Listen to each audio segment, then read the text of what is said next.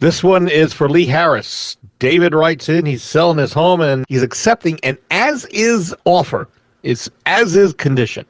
He's wondering, though, Lee, can the investor who's buying his home come back and ask for repairs? And if they do find problems, can the investor pull out of the deal and get his good faith check back? Lee.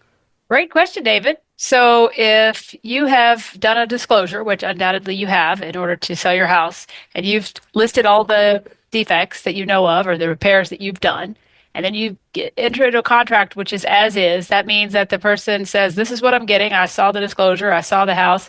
I know what I'm getting, and I'm taking it that way.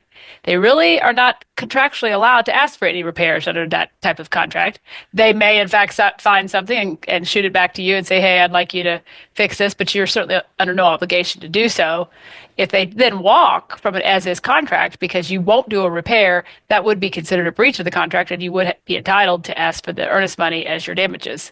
So I'm not saying it doesn't happen, but it's certainly you have to go back to the language of the contract and point out that this was as is.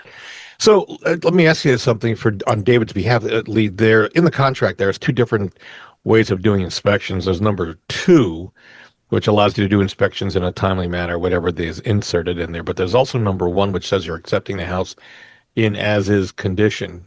Am I correct? Yeah. Yes. So if number 1 was checked on David's contract, they can still pull out if they find something, but they're not supposed to. Correct?